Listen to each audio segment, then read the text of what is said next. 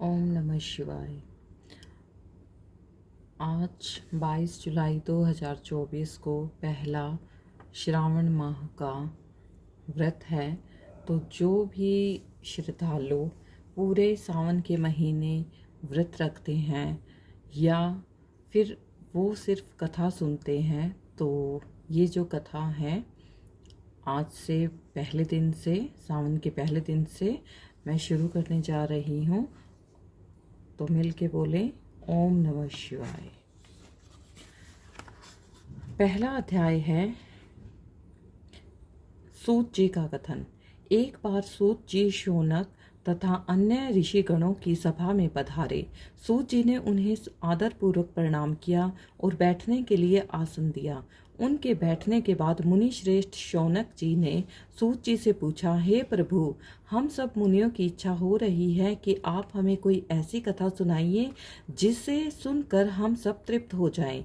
हमने आपके मुख से अनेक आख्यान सुनकर आनंद प्राप्त किया है।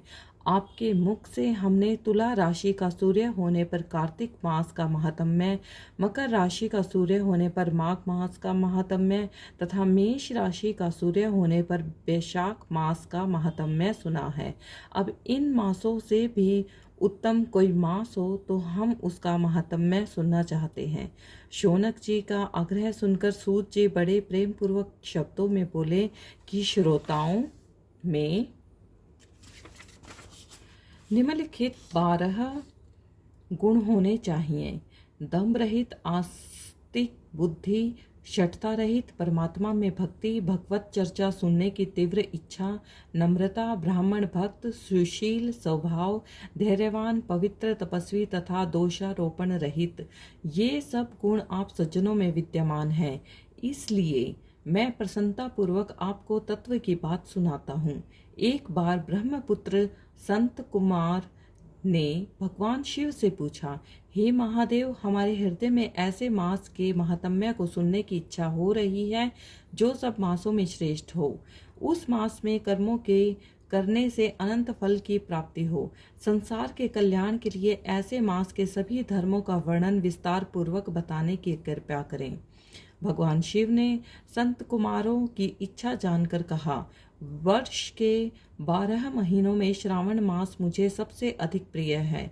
पूर्णिमा को श्रावण नक्षत्र का योग हो जाने से इस मास का नाम श्रावण पड़ा है। श्रावण मास में सिद्धि प्राप्त होने के कारण इस मास का नाम श्रावण पड़ा। आकाश के समान स्वच्छ हो जाने से नभा नाम कहा है।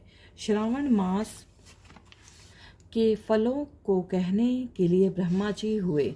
इसका महात्म्य को देखने के लिए इंद्र हुए और भगवान अनंत ने इसके फल को कहने के लिए 2 सहस्त्र जिह्वा धारण की थी। इसलिए श्रावण मास के धर्मों की गणना करने के लिए पृथ्वी पर किसी में भी सामर्थ्य नहीं है। इस मास की कला को भी अन्य मास प्राप्त नहीं कर सकते। इस मास का कोई भी दिन व्रत शून्य नहीं है।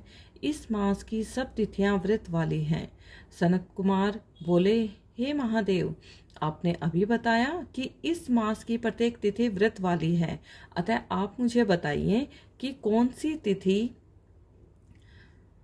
में कौन सा व्रत रखा जाता है, उस व्रत का अधिकारी कौन है, उसका फल क्या मिलता है तथा उस व्रत को करने की विधि क्या है, किसने इस व्रत को किया है, उसकी उद्यापन विधि क्या है, उसका देवता कौन है, पूज्य कौन है, पूजन सामग्री क्या है, प्रधान पूजन किसका करना है, जागरण विधि क्या है, किस व्रत का क्या समय है।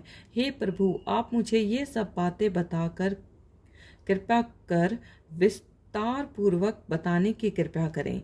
श्रावण मास आपको क्यों प्रिय हुआ, इसे पवित्रतम किस कारण से कहा गया है, इस मास में कौन अवतार उत्तम माना गया है, इस मास में कौन सा अनुष्ठान करने योग्य माना गया है। हे प्रभु, आप सब प्राणियों के लाभार्थ मुझसे कहें। रविवार से शनिवार तक जो व्रत आदि किए जाते हैं वह कृपा कर बताने का कष्ट करें। आप सब देवताओं में बड़े होने के कारण महादेव कहलाते हैं। पीपल के पेड़ में तीनों देवों ब्रह्मा, विष्णु और महेश का निवास कहा गया है। उसमें भी आपका निवास सबसे ऊपर कहा गया है। आप कल्याण रूप होने के कारण शिव, पाप नाशक होने के कारण हर कहलाते हैं। शरीर में गणेश जी का अधिष्ठान रूप 4 दल का मूलाधार नाम का चक्र है। उसके ऊपर 6 दल का ब्रह्मा जी का अधिष्ठान नाम का दूसरा चक्र है। सबसे ऊपर 10 दल का भगवान विष्णु का मणिपुर नामक तीसरा चक्र है। चौथा चक्र हृदय में 12 दल का अनाहत नाम का है। इस चौथे चक्र में आपकी स्थिति कही गई है।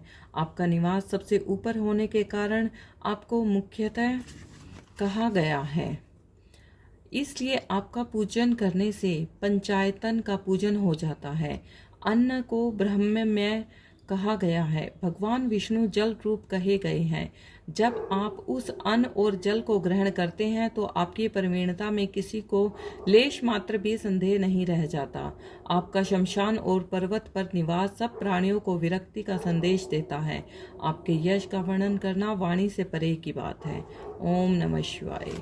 भक्तों, तो ये हमारा पहला अध्याय पूरा हो चुका है।